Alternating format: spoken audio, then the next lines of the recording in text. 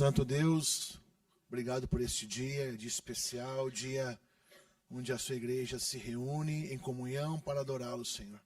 E neste momento, onde nós receberemos a porção da tua palavra, pedimos que nos ajude, iluminando a nossa mente, o nosso coração, para que possamos compreendê-la e o Senhor nos ajudar a aplicá-la em nossas vidas, para que ela de fato provoque o seu efeito.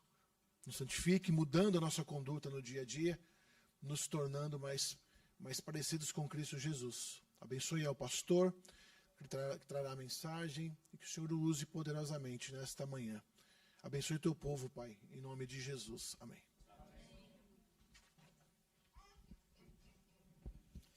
Poder sentar, irmãos. Bom dia, graças e paz a todos. Estamos num local diferente, né? Já não tão diferente assim, já tem 3 anos que temos fugido para cá nessa época de carnaval. Já é nosso 3º ano aqui. Esperávamos com esperança que esse ano cessassem as peregrinações para São Paulo, né? A saída lá do nosso local, mas infelizmente ainda não foi possível. Mais do que nunca oremos para que o Sabará seja inaugurado quanto antes, né? Inviabilize qualquer carnaval ali na nossa região, para que possamos cultuar lá no nosso local. Nós daremos continuidade, irmãos, à nossa série de pregações. Nós a iniciamos no domingo passado e caminharemos nela até final de março, se o bom Deus permitir. E aí em abril começaremos uma nova, maio outra, uma mais para a família e, como temos feito, caminharemos aí entre séries de pregações. E nós temos olhado para a carta aos Filipenses, né, a chamada Carta da Alegria, né, onde Paulo chama os filipenses a alegrar-se no Senhor, mesmo em meio às dificuldades e às oposições. E o nome dessa série é Convite ao Contentamento, né? Principalmente porque rapidamente nós buscamos motivos para reclamar do Senhor, né? A gente acorda, as coisas não acontecem como nós desejávamos ou planejávamos, e aí a gente reclama do Senhor. E essa carta é um convite, uma lembrança de que devemos nos regozijar sempre no Senhor, né? Nos alegrar sempre nele. E nós olhamos então, no sermão passado, para os desafios da vida cristã. E olharmos então para os desafios da vida cristã, nós olhamos aí para o começo desse texto, que é Filipenses 1, de 1 a 11. E nós, ao olharmos então para esse texto, nós fomos desafiados a 3 coisas importantes para a nossa vida cristã, como esses desafios que foram colocados. O primeiro desafio foi nos contentar no Senhor. Esse foi o primeiro desafio que o texto lançou para todos nós. E esse contentar no Senhor é independentemente das circunstâncias, dos problemas. Por quê? Porque Ele nos salvou, mesmo sem merecermos, mesmo pecando contra Ele, em rebelião contra Ele, Ele nos salvou. É exatamente o que nós cantamos no primeiro cântico de hoje, né? Essa maravilhosa graça, né, que nos constrange e nos deixa sem respostas, principalmente a pergunta, por que que Ele nos amou? Não havia nem há mérito nenhum em nós, né? Não fizemos nada por merecer esse amor. Na verdade, era justa a punição, era justo o castigo, né? Porque estávamos em oposição a Ele, estávamos em rebeldia contra o nosso Deus, ainda assim fomos alvos do seu amor. A segunda coisa é que é preciso confiar nele. Ele, que é totalmente fiel, é totalmente digno. Apesar da nossa infidelidade, Ele permanece fiel. Apesar das nossas dúvidas, Ele é a verdade certa. Apesar de, mesmo sendo salvos em Cristo, ainda nos opormos ao Senhor em algumas atitudes, Ele é conosco, Ele nos conduz. Esse Deus fiel que nos salvou, e não apenas nos salvou, Ele nos mantém salvos, apesar ainda dos nossos pecados. Terceiro, nós aprendemos que é preciso crescer nele e para Ele, nos parecendo cada vez mais com Cristo, sendo seus imitadores e manifestando frutos dignos do Senhor. E aí ficou a pergunta para a nossa reflexão, né? Quem topa o desafio? Hoje, no texto que nós leremos agora, nós veremos então, irmãos, as consequências da prisão de Paulo, não apenas para a sua vida, mas para a vida da igreja. Eu convido então a todos a ficarmos de pé, aqueles que não puderem, acompanhem mesmo assentados. Leiamos o texto de Filipenses 1, de 12 até 26. Filipenses 1, de 12 a 26. Aprenderemos mais um pouco do contexto dessa carta, né? Quando Paulo, depois de introduzir o assunto, ele vai começar a explicar a sua situação e como isso deve constranger a igreja a viver a obediência a Deus. Filipenses 1, de 12 a 26, diz assim a sua palavra: Quero ainda, irmãos, certificar-vos de que as coisas que me aconteceram têm antes contribuído para o progresso do Evangelho, de maneira que as minhas cadeias em Cristo se tornaram conhecidas de toda a guarda pretoriana e de todos os demais. E a maioria dos irmãos, estimulados no Senhor por minhas algemas, ousam falar com mais desassombro a palavra de Deus. Alguns efetivamente proclamam a Cristo por inveja e por porfia, outros, porém, o fazem de boa vontade. Estes por amor, sabendo que estou incumbido da defesa do Evangelho. Aqueles, contudo, pregam a Cristo por discórdia e insinceramente, julgando suscitar tribulação às minhas cadeias. Todavia, que importa, uma vez que Cristo, de qualquer modo, está sendo pregado, quer por pretexto, quer por verdade, também com isto me regozijo, sim, sempre me regozijarei. Porque estou certo de que isto mesmo, pela vossa súplica e pela provisão do Espírito de Cristo Jesus, me redundará em libertação, segundo a minha ardente expectativa e esperança, de que em nada serei envergonhado. Antes, com toda a ousadia, como sempre, também agora será Cristo engrandecido no meu corpo, quer pela vida, quer pela morte. Porquanto, para mim o viver é Cristo e o morrer é lucro. Entretanto, se o viver na carne traz fruto para o meu trabalho, já não sei o que hei de escolher. Ora, de um e outro lado estou constrangido, tendo o desejo de partir e estar com Cristo, o que é incomparavelmente melhor. Mas por vossa causa é mais necessário permanecer na carne. E convencido disto, estou certo de que ficarei e permanecerei com todos vós para o vosso progresso e gozo da fé, a fim de que aumente, quanto a mim, o motivo de vos gloriardes em Cristo Jesus, pela minha presença de novo convosco. Oremos ao Senhor. Santíssimo Deus, maravilhoso Pai, nós te somos gratos, Deus, pela tua palavra que acabamos de ler. Te pedindo, Pai, que o Senhor aplique em nossos corações, que o doce, o Santo Espírito Divino Mestre trate conosco novamente essa manhã. Ilumine o nosso entendimento para que possamos entender a tua palavra, Pai, e que Cristo, o profeta da igreja, seja ele a nos admoestar, nos exortar e nos consolar. Seja ele, Pai, a nos santificar, nos preparar para o dia glorioso, quando seremos apresentados, ó Pai, diante de ti, como noiva gloriosa que não tem do que se envergonhar. Fala, Pai, aos nossos corações, trata conosco essa manhã, e que possamos de fato entender o nosso chamado e ser pelo Senhor capacitado para viver o nosso chamado, Pai. Essa é a nossa oração, em nome de Jesus. Amém. Poder sentar, irmãos. Hoje nós meditaremos então no tema, vivendo o chamado, justamente a partir daquilo que Paulo relata nesse texto e a partir das lições e aplicações que ele apresenta a todos nós. É preciso, irmãos, antes de tudo, lembrar algumas coisas que nós já aprendemos no domingo passado no nosso sermão introdutório. Olhamos ali para como se deu a plantação da igreja em Filipos e olhamos também para outros aspectos importantes, como o motivo de Paulo escrever essa carta. Nós vimos que Paulo ele escreve essa carta para encorajar os filipenses. Ele escreve essa carta deixando bem claro a todos eles e também a nós que mesmo que parecesse um obstáculo, mesmo que parecesse uma dificuldade que havia se levantado, a prisão de Paulo era uma oportunidade importantíssima para que o evangelho chegasse em Roma e se espalhasse por outros locais.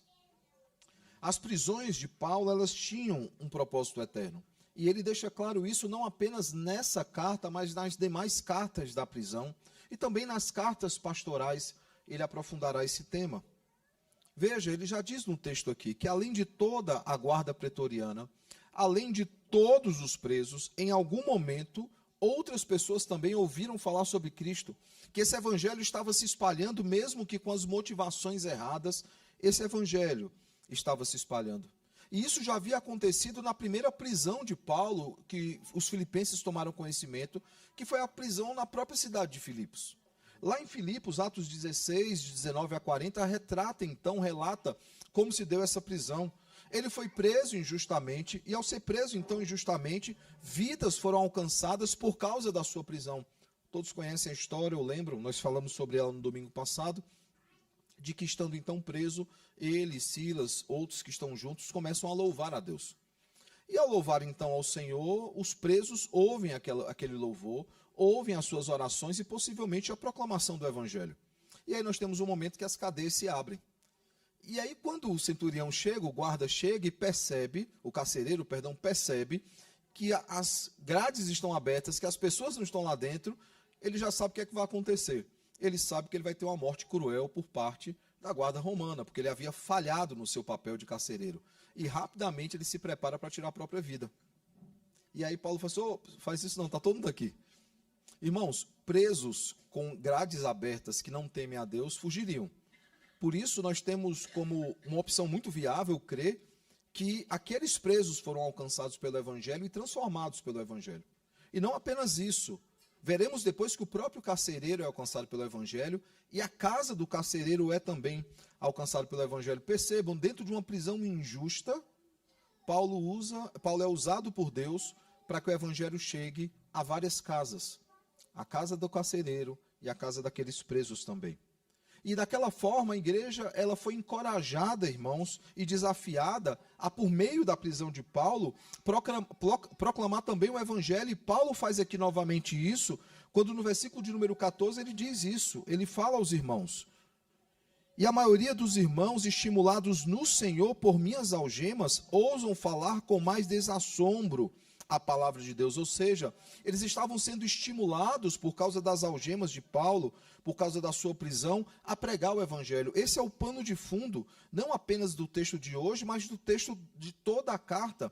Paulo ele está usando a sua prisão para estimular os irmãos a pregar o evangelho e ter uma conduta cristã diante do Senhor e diante dos homens. Voltando aqui então ao texto, irmãos, nós vemos que ele se refere então à guarda, pretoriana. O pretório, aqui não é necessariamente a residência oficial do governador, como normalmente acontecia. Nem o quartel-general, essa palavra também poderia ser usada tanto para a residência do governador quanto para o quartel-general. É óbvio que ao falar da guarda pretoriana, ele se refere ao acampamento da guarda imperial. E nesse acampamento haviam muitas pessoas. E aí percebam, quando ele fala da guarda pretoriana, ele está dizendo que essa guarda conheceu a Cristo. E aí você me pergunta, qual é o momento que Paulo sai da prisão para ir lá na guarda pretoriana, no acampamento da guarda imperial, para pregar o evangelho para eles?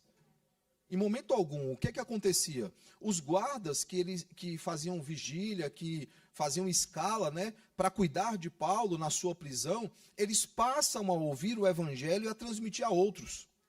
Outros começam a ouvir o evangelho por causa de Paulo. Os guardas chegavam e conversavam entre eles sobre aquele prisioneiro que voluntariamente estava preso, que não reclamava da sua prisão, que não tentava fugir, de um preso que estava ali proclamando o evangelho. Ele havia sido preso por causa de Cristo. E o assunto de Cristo é um assunto ainda muito fresco, por mais que tenham se passado décadas. Só para os irmãos entenderem, a época em que Filipenses é escrito é ali na década de 60 e Jesus havia sido morto na década de 30. Passaram-se algumas décadas, mas o assunto ainda era muito fresco. E o testemunho, então, de Paulo, irmãos, ele é impactante. Até mesmo para guardas treinados. Para guardas treinados a não darem conversa, ouvido aos presos. A não levar muito em conta, porque se ele estava preso, ele tinha feito alguma coisa para estar ali. Mas essa guarda treinada, guardas que eram profissionais, irmãos, eles não poderiam deixar de falar de um prisioneiro que era tão notável, de alguém, como já dito, irmãos, que tinha uma vida, que tinha uma pregação, e principalmente dos motivos que levou à prisão. Quando eles conversavam entre eles e diziam, por que ele está preso? O que ele fez no passado dele para ele ter essa prisão? E aí, enquanto eles conversavam entre eles sobre aquilo que motivou a prisão deles, ele chegava então à conclusão de que a prisão dele é injusta. E mais do que isso, ele está aqui porque ele quer estar aqui. Porque lembra, irmãos, nós já falamos lá em Atos, no momento que ele ia ser solto ali do julgamento dos judeus, ele recorre a César, ele diz, eu sou cidadão romano e eu tenho direito a um julgamento romano. E o texto é enfático sobre isso, que ele só não foi solto porque ele havia apelado a César.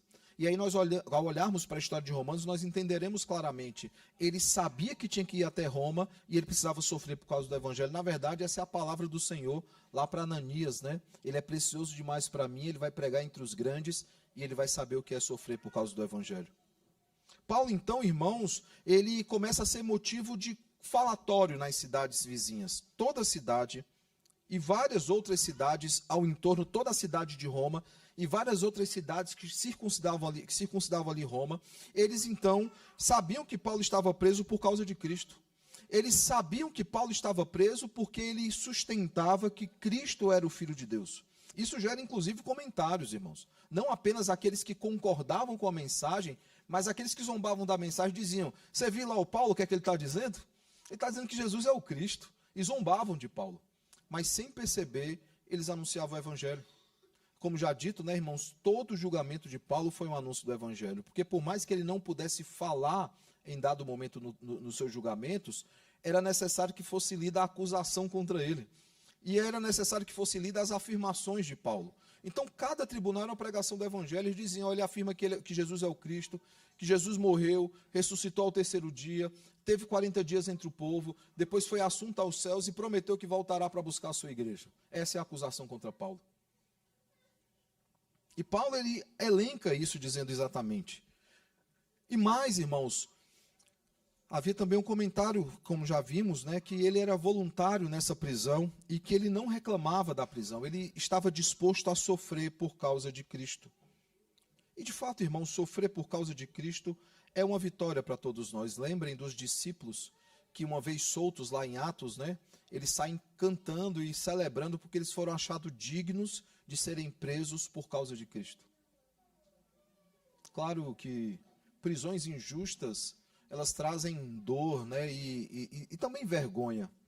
Mas os discípulos, eles se alegravam, porque se eles foram presos por causa de Cristo, eles eram fiéis testemunhas do Senhor. Muitos irmãos sofreram por causa de Cristo.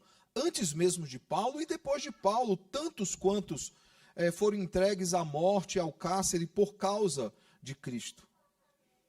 Os discípulos, eles não poderiam fazer menos do que isso, a igreja de Filipos não poderia fazer menos do que isso, e nem nós podemos fazer menos do que isso.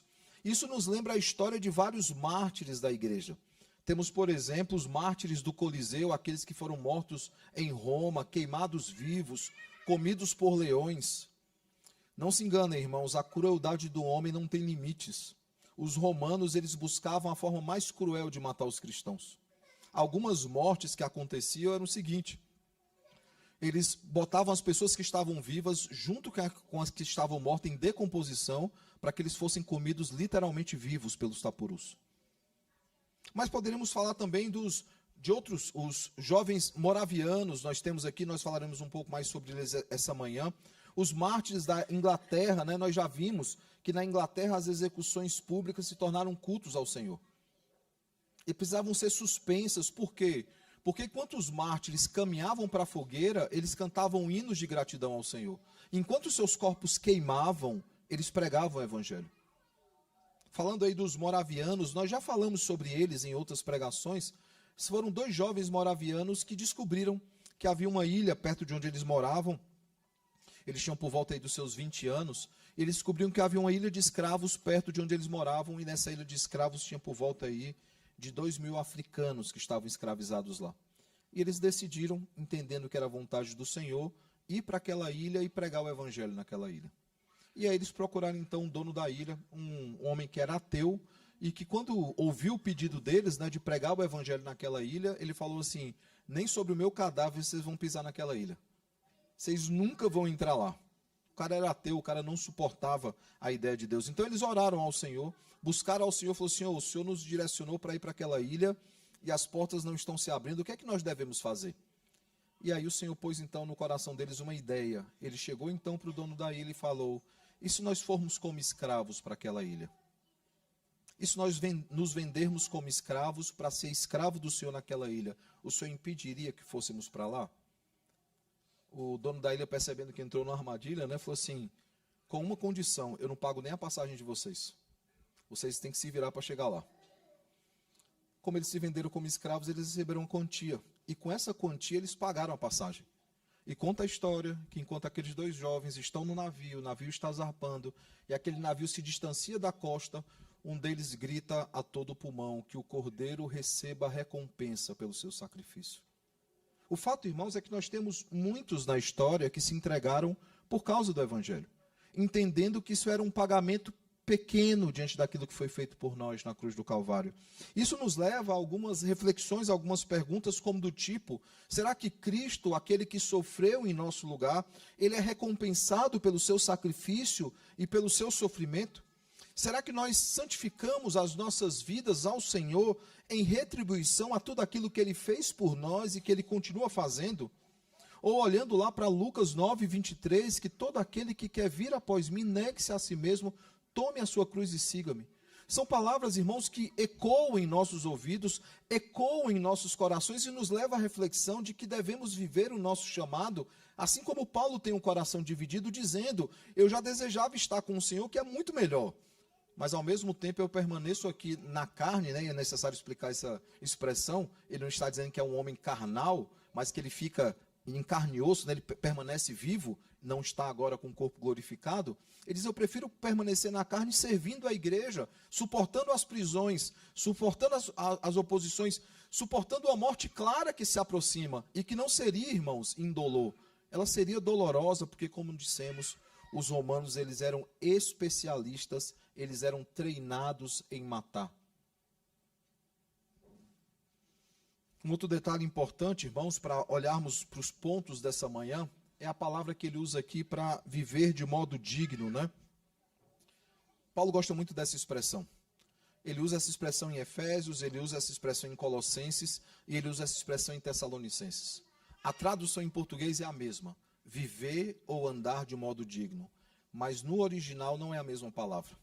É interessante isso porque Paulo, escrevendo aos Efésios, ele usa uma palavra que é a mesma palavra que ele usa no grego em Tessalonicenses, é a mesma palavra que ele usa no grego para Colossenses, mas em Filipenses ele usa uma palavra diferente. Só para os irmãos terem noção, nos demais textos, né, em Efésios 4:1, em Colossenses 1:10, em 1 Tessalonicenses 2:12, a palavra que ele vai usar é a peritatoeo, que é justamente trazendo uma ideia de andar, de se comportar, de viver. É uma postura, talvez um estilo de vida. Só que quando ele trata aqui em Filipenses, a palavra que ele vai usar é politeomai, que é uma palavra que aponta para algo mais profundo, que é viver como cidadãos cumprindo deveres comuns. Vejam, conseguem perceber a diferença? Por que ele usa uma palavra diferente? Porque ele está escrevendo para uma colônia romana, para os filipenses. A colônia de Filipos, ela tinha um diferencial de outras. Os filipenses amavam ser cidadãos romanos. Os filipenses, eles se orgulhavam disso. Eles eram extremamente, nesse sentido, patriotas. Eles batiam no peito e diziam: eu sou cidadão romano. Paulo, então, ele usa uma palavra para dizer o seguinte: a verdadeira obrigação de vocês como cidadãos, os deveres que vocês precisam cumprir, são deveres com a pátria celeste. Tanto que no capítulo 4, verso 1, o capítulo 4 já, chegando lá no verso 1, ele vai começar a trabalhar esse conceito com mais profundidade. Paulo, então, desafia aqueles que se orgulhavam de serem cidadãos romanos. Ele desafia dizendo o seguinte: a verdadeira cidadania que nós devemos almejar e celebrar é a cidadania celeste. Por isso, quando ele diz viver de modo digno, ele não está dizendo uma forma de se portar simplesmente. Ele está dizendo o seguinte: vivam como cidadãos celestes. As atitudes, irmãos, dos filipenses, elas deveriam ser notadas em uma colônia como a colônia de Filipos. Ela deveria ser notada por todos os filipenses, que zelavam, irmãos, pelo cumprimento dos seus deveres como cidadãos. E Paulo diz: mais importante do que cumprir deveres como cidadãos romanos, vocês têm a obrigação de cumprir os seus deveres como cidadãos celestiais. Essa é a verdadeira cidadania para nós, irmãos. E nós somos patriotas, nós amamos o nosso país. Hoje parece crime dizer isso, né? Hoje em dia. Nós amamos o nosso país, nós amamos o nosso hino, as cores da nossa bandeira.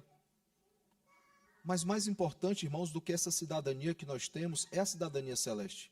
Porque essa é a nossa verdadeira pátria. Esse é o nosso coração dividido entre continuar aqui servindo ao Senhor ou estar com o Senhor nos céus, que é infinitamente melhor. Eles deveriam, assim, então, irmãos, testemunhar a uma cidade que era extremamente pagã, uma sociedade que era extremamente pagã. E a intenção de Paulo para eles é dizer o seguinte: tem uma vida que os torne dignos do Evangelho de Cristo. Tem uma vida que as pessoas olhem para vocês e digam: são de fato cidadãos celestes.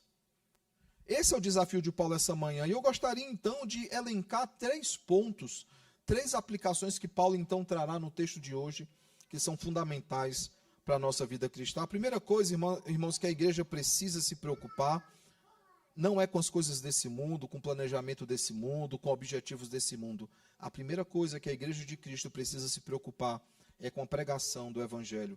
Do verso 15 até o verso de número 18, isso fica muito claro, né? Principalmente quando ele vai falar das motivações equivocadas de alguns que pregavam o evangelho por porfia, por inveja, por motivações erradas, mas que ainda assim era válido. O que Paulo usa de argumento é o seguinte: se até os invejosos, até aqueles que agem com divisão, com porfia, aqueles que querem me ver pelas costas, pregam o evangelho, imagina aqueles que são de Cristo. Se até quem não tem temor a Deus prega o evangelho, imagina quem tem temor a Deus. Esse é o argumento de Paulo.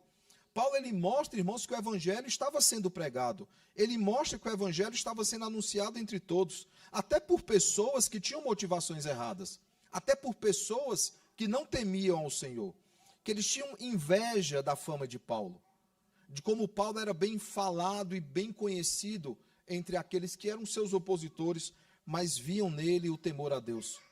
E percebe, irmãos, que esses que tinham inveja, porfia, eles não eram judaizantes. Eles não eram judaizantes porque eles estavam pregando o evangelho de Cristo, não um outro evangelho. Os judaizantes, eles eram conhecidos por pregar outro evangelho. Aqui nós vemos eles pregando o evangelho de Cristo.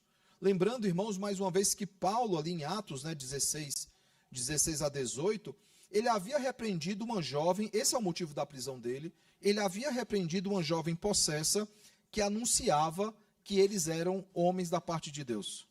Vocês lembram da história? Havia uma jovem endemoniada, todo momento que Paulo ia para o local de oração, pregar o evangelho para mulheres, para homens, para crianças, para todas as faixas etárias. E a minha ênfase maior em mulheres, porque esse é o grupo inicial que Paulo prega em Filipos. E aí nós temos Lídia e outras que são convertidas.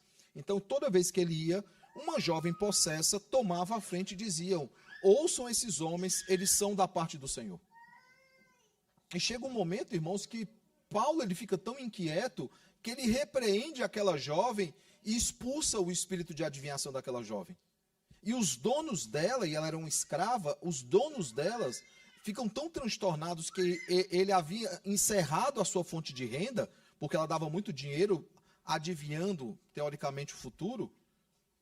Eles ficam com tanta raiva que denunciam Paulo e Paulo é preso por causa disso. E talvez há quem olhe para esse texto e pergunte assim: tá, mas qual é a diferença?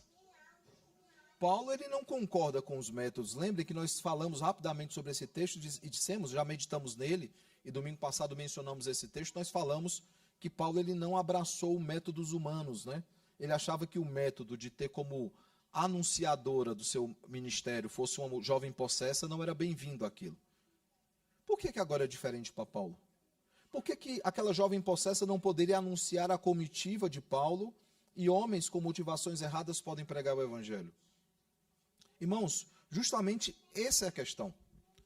Mesmo com motivação erradas, a glória está sendo apontada para o evangelho, por esses homens. Diferentemente daquela mulher que apontava a glória para Paulo e para a sua comitiva. E meio que diluía o que era o evangelho de fato. Ela não estava anunciando o evangelho. Ela estava voltando a atenção da multidão meramente para Paulo e para a sua comitiva. Logo, irmãos, é necessário chegarmos à seguinte pergunta e à seguinte resposta: se até mesmo homens com a motivação errada estavam pregando o evangelho, por que nós não pregamos o evangelho? Essa é a pergunta de Paulo para os filipenses. Se até mesmo os que têm motivações erradas estão anunciando o evangelho, mesmo com os motivos errados, por que nós não devemos anunciar? Assim, a conclusão de Paulo, a pergunta que é feita é o seguinte: nós precisamos pregar o evangelho em todo o tempo, nós precisamos pregar o evangelho em todo lugar, nós precisamos pregar o evangelho para todas as pessoas, independentemente das circunstâncias. Quer isso nos torne menos populares, quer isso nos faça perder engajamento nas redes, perder seguidores. Seja o que for, irmãos, nós precisamos pregar o evangelho. Há um vídeo antigo, né, ficou bem popular. Nem existia inteligência artificial naquela época, e o Twitter ainda era bem conhecido. Hoje é X, né? Muita gente não usa mais, mas teve a época que todo mundo usava, né? Como já usou muita gente Facebook, Orkut. Alguns não sabem nem do que eu estou falando, né? Mas existiam essas redes sociais, tá bom? Existia um vídeo contando a história de Jesus numa espécie de um storyboard, né? Era Jesus anunciando o evangelho por meio do Twitter. E era engraçado que enquanto ele ia anunciando o evangelho, ia subindo o número de seguidores de Jesus. E aí, entre o ano final do ministério de Cristo, ele começa a trazer mensagens de confrontação contra os salteadores do templo, contra aqueles que não queriam negar a si mesmo. Você vê que ele começa são citados versículos, tá? Depois eu posso compartilhar esse vídeo com vocês. Versículos, e aí os seguidores de Jesus começam a cair. E aí ele é preso, aí começa a cair. Aí ele é crucificado, começa a cair. Aí começa aquela mensagem, o Twitter está parado, aí um discípulo fala assim, você ouviu dizer que Jesus ressuscitou? O outro, sim, eu ouvi, e fazendo menção a personagens históricos, citando textos bíblicos, né? E aí quando diz ele ressuscitou, né, e posta a foto no Twitter da tumba aberta, vazia, né? E aí os seguidores disparam, né? A ideia ali é que em momentos de perseguição os seguidores podem cair, mas quando diante da mensagem de Cristo os seguidores sobem, né? Mas para além disso, irmãos, nós vivemos um tempo onde nós tememos o nosso engajamento. Ficou conhecido um jogador do melhor clube do mundo, São Paulo, né? Que perguntaram para ele a rede social dele, ele falou assim, eu não perco tempo com isso. E é engraçado, né? Ele parece um ET, né?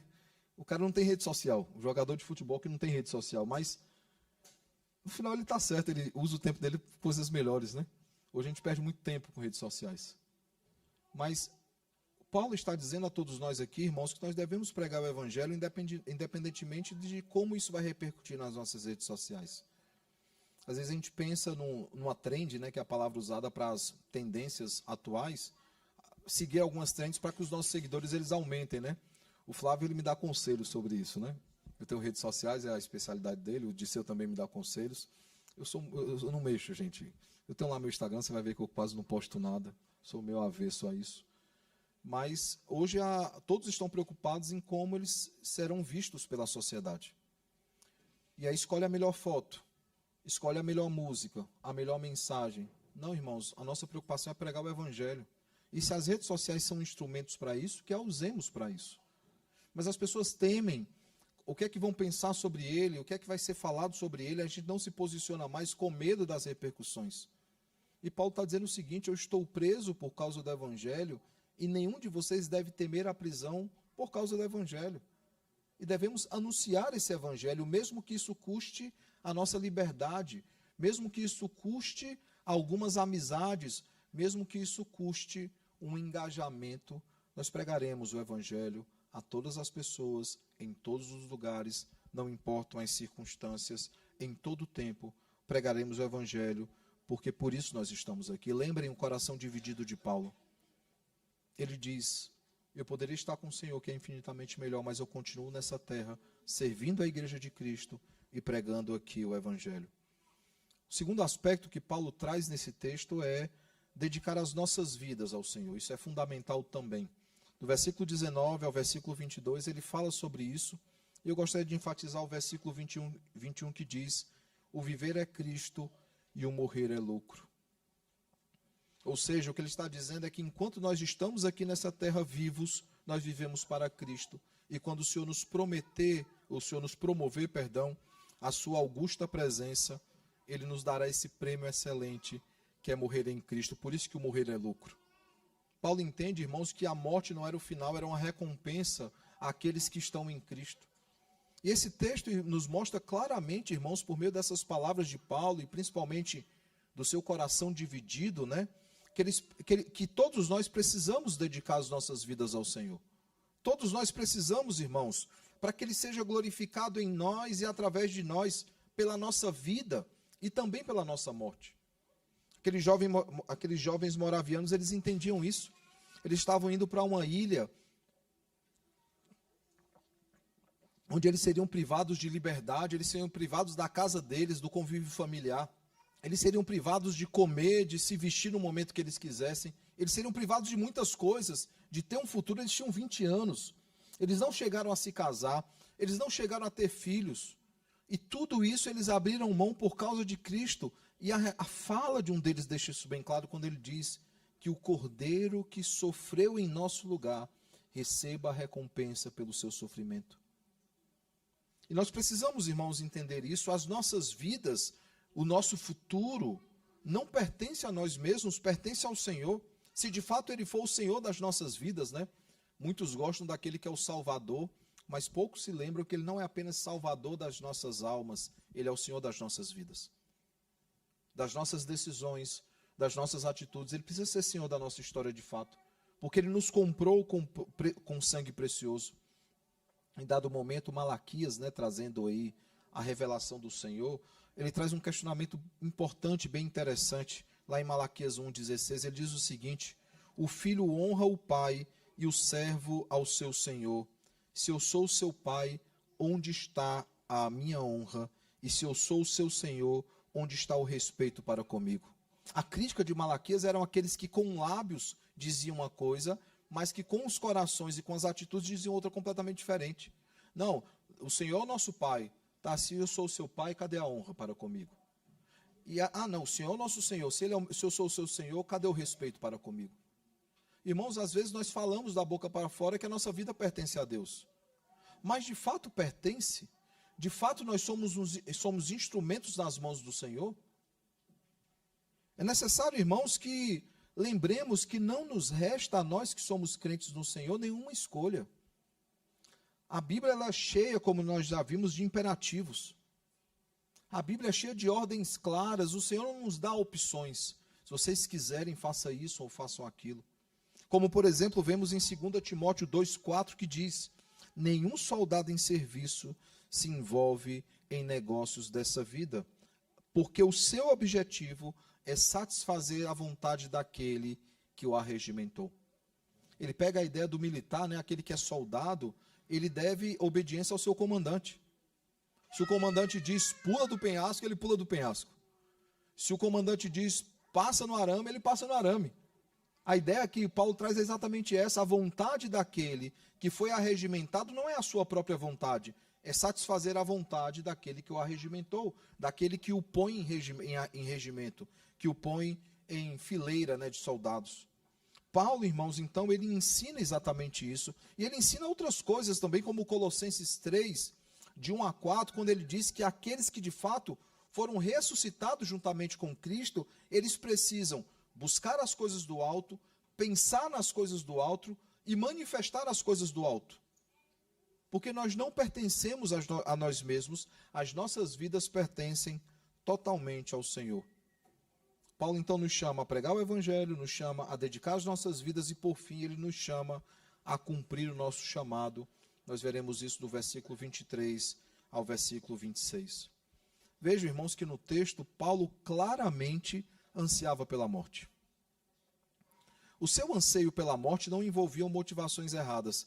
Infelizmente, quando caminhamos na nossa vida, encontramos com pessoas que desejam a morte. Por motivações, motivações muitas vezes erradas, né? A pessoa está desencantada com a vida, a pessoa não tem mais ânimo para fazer nada, a pessoa não tem mais perspectiva, nada mais a motiva, nada mais alegra aquela pessoa e ela deseja a morte. Mas não é isso que Paulo está dizendo para nós, irmãos. O seu anseio pela morte não envolve um desestímulo. Ele não está desestimulado. Ele tem uma missão gloriosa diante dele. É porque ele entende que estar com o Senhor é incomparavelmente melhor. Na época da pandemia, eu já contei isso para os irmãos, né? Muitas pessoas chegavam para mim e de forma sincera falavam: nossa, pastor, seria tão bom se Cristo voltasse e encerrasse tudo isso. E de forma sincera, de forma piedosa diziam isso. O problema é que, encerrada a pandemia, não se falou mais nisso. E lembrem, irmãos, o nosso coração sempre estará na pátria celeste, ou deveria estar. Fomos visitar eu e o Flávio, né, o irmão da nossa igreja, semana passada, terça-feira da semana passada, e nós falávamos sobre o fato de que as igrejas pouco falam sobre a volta de Cristo. Ele não fala mais sobre isso, né? Não há um anseio, a igreja não está preocupada com isso. Na verdade, irmãos, muitos nem lembram que Cristo um dia voltará, né? E aí eu citei o Packer, né? O Packer tem uma frase interessante que eu já trouxe para os irmãos em outros sermões, que ele vai dizer o seguinte: o verdadeiro motivo de não se falar sobre os céus, sobre novos céus e nova terra, sobre a volta de Cristo, é porque todos nós nos sentimos em casa nessa terra. Nós nos esquecemos qual é a nossa verdadeira cidadania. Por isso que Paulo ele tem a preocupação de lembrá-los e usar uma palavra no grego diferente para lembrá-los o seguinte: vocês não são meros cidadãos romanos, vocês são cidadãos da pátria. Vocês são cidadãos celestes. E Paulo, então, ele ansiava sim pela morte, ele ansiava por estar eternamente com o Senhor, e todos nós devemos ansiar, ao mesmo tempo, tendo em nossos corações o sentimento seguinte: enquanto Cristo me conservar nessa terra, eu o servirei. Enquanto Cristo me conservar com vida neste mundo, eu o adorarei, eu me dedicarei totalmente a Ele. Mas eu cumprirei o meu chamado, mas ao mesmo tempo, irmãos, os nossos corações devem estar também na pátria celeste. O nosso coração deve ansiar pela volta de Cristo, pela reunião de Cristo com o seu povo, pelo ressoar da trombeta. Nós devemos partilhar do mesmo sentimento aqui de Paulo. Mas, ao mesmo tempo, não é só partilhar do sentimento de querer estar com Cristo. Lembre, irmãos, é um pacote completo. Há um coração dividido aqui, e esse coração dividido, ele desejava continuar, mesmo que por pouco tempo, aqui nessa terra, servindo ao Senhor. E sabe, irmãos, do momento que ele escreve essa carta, até o momento em que sua vida foi ceifada, né? Passam-se alguns anos, 3, 4 anos, até que isso acontece. E é interessante porque quando finalmente chega o momento, né, que ele está diante da morte, chega o momento onde a sua vida vai ser oferecida por libação, como ele diz em 2 Timóteo 4, ele vai dizer o seguinte: e eis que a minha vida já está sendo oferecida por libação. Mas eu estou tranquilo, Timóteo. Eu estou tranquilo porque eu combati o bom combate. Eu completei a carreira e eu guardei a minha fé, eu permaneci com a minha fé intacta. E ele diz: Timóteo, há uma coroa prometida para mim e para todos aqueles que amam a vinda do Senhor. Veja que diante da morte ele não estremece, irmãos. Diante da morte ele não está preocupado. Ele diz: Timóteo, chegou o momento. Meu coração não está mais dividido. Acabou meu tempo aqui, agora eu vou estar com o Senhor, que é incomparavelmente melhor.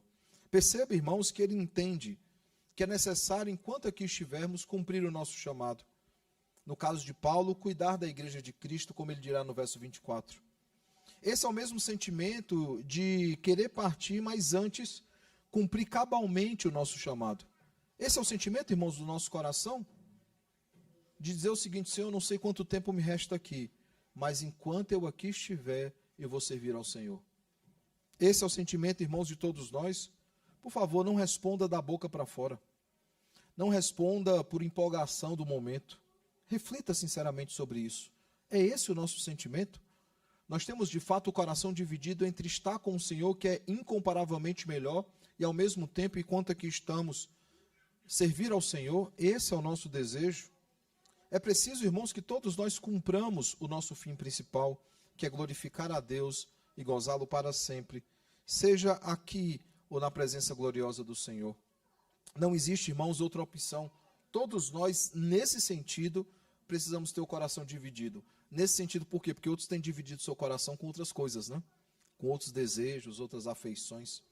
Eu pergunto, então, quais são as aplicações que nós podemos tirar do texto de hoje. A primeira delas, irmãos, é preciso que vivamos os nossos dias pregando o Evangelho, pois para isso fomos criados e regenerados. Nós fomos criados pelo Senhor e regenerados pelo Senhor para a sua própria glória. Essa é a pergunta básica do catecismo, né? Quem criou todas as coisas? Deus criou todas as coisas. Para que fim Deus criou todas as coisas? Para a sua própria glória.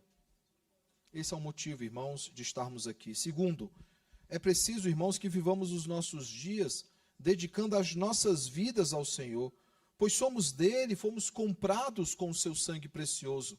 O Cordeiro que sofreu em nosso lugar, ele precisa receber a recompensa pelo seu sofrimento. Viver para a glória de Cristo é recompensá-lo pelo sofrimento dele na cruz do Calvário em nosso lugar. Terceira e última coisa, irmãos, é preciso cumprir o nosso chamado, pois isso glorifica a Deus e, ao mesmo tempo que glorifica a Deus, demonstra toda a nossa gratidão, todo o nosso amor ao nosso Deus. Quando nós cumprimos o nosso fim principal, nós deixamos bem claro, não apenas que o glorificamos, mas que nós nos alegramos e nos contentamos em sua presença.